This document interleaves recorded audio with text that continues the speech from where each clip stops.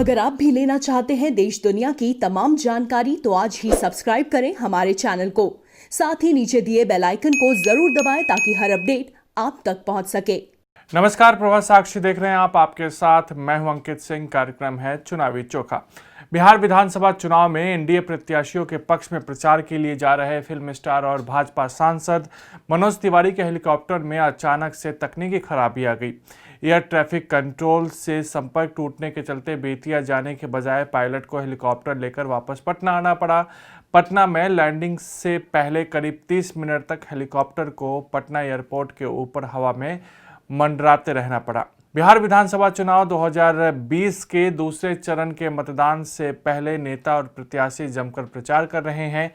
इस दौरान कई अनचाही चीजें भी होती जा रही है। इसी तरह का एक नज़ारा देखने को मिला दरभंगा में। जिले के जाले विधानसभा सीट से कांग्रेस के प्रत्याशी जब मंच से बोल रहे थे कि लोकतंत्र में जनता सब समझती है किसको कब उठाना है और किसको कब गिराना है, तभी उनका मंच अचानक टूट गया और वे गिर पड़े। जाले विधानसभा क्षेत्र से कांग्रेस पार्टी ने अलीगढ़ मुस्लिम यूनिवर्सिटी के पूर्व छात्र संघ अध्यक्ष मशकूर उस्मानी को अपना उम्मीदवार बनाया है।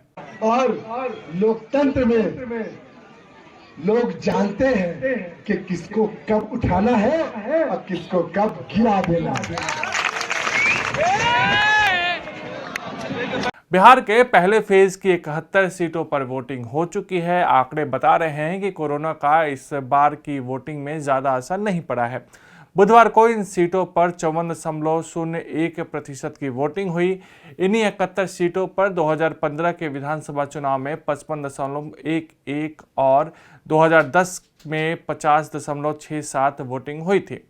बुधवार शाम 6 बजे तक वोटिंग डेटा के मुताबिक सिर्फ 29 सीटों पर ही पिछली बार के मुकाबले वोटिंग बढ़ी है। पिछली बार 71 में से 68 सीटों पर वोटिंग बढ़ी थी।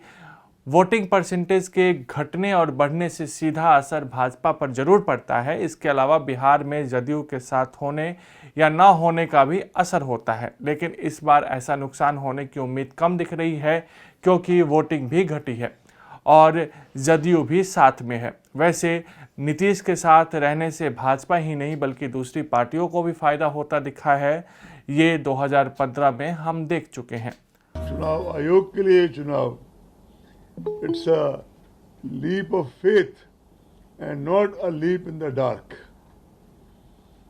और आज मुझे आपसे ये शेयर करते हुए अच्छा लग रहा है कि 5 बजे तक जो हमारा वोटर टर्नआउट था बिहार में 52.24% था। बिहार असेंबली इलेक्शन 2015 में फेज़ 1 का 54.94 था और बिहार लोकसभा इलेक्शन में 53.54 था। और अभी तो वोटिंग चल रही है, जो शाम तक की फिगर्स हैं आपके सामने आ जाएंगी। मैं आज ये सिर्फ, और बाय द वे ये भी आपके पहले ही संज्ञान में होगा कि बिहार का जो इस बार का फेज़ 1 है उसमें 16 डिस्ट्रिक्ट्स हैं और 16 में से 12 लेफ्ट विंग डिस्ट्रिक्ट्स हैं और उन 12 में से भी 4 ऐसे हैं जिनके बारे में माना जाता है कि they are extreme left wing districts.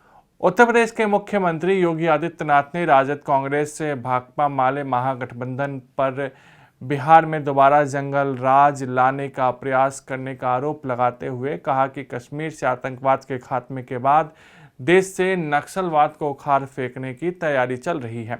Yogi Adityanath ने सिवान में एक चुनावी रैली को संबोधित करते हुए खास तौर पर अयोध्या में भगवान श्री राम के मंदिर निर्माण, एक बार में 3 तलाक के खिलाफ कानून बनने और जम्मू कश्मीर से अनुच्छेद 370 के समाप्त होने के प्रावधानों का भी जिक्र किया। हम सब जानते हैं आज से 15 वर्ष पहले बिहार के सामने अपनी पहचान को छुपाने की एक मजबूरी आ गई थी। पहचान का एक संकट खड़ा कर दिया था कुछ लोगों ने। कौन वे लोग थे? ये लोग वही थे जो आज फिर से रोजगार का झुंझुना पकड़ा करके जनता की आंखों में धूल झोंकना चाहते हैं।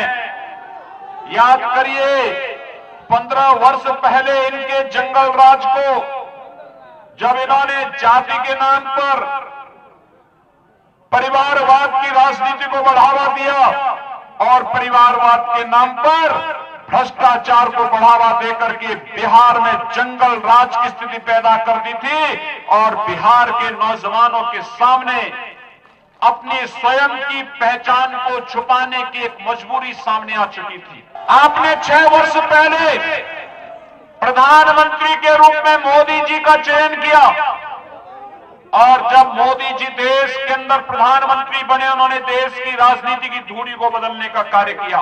कोई गरीब न उनकी जाति है, न मत है, न मजहब है, न क्षेत्र है, न भाषा है।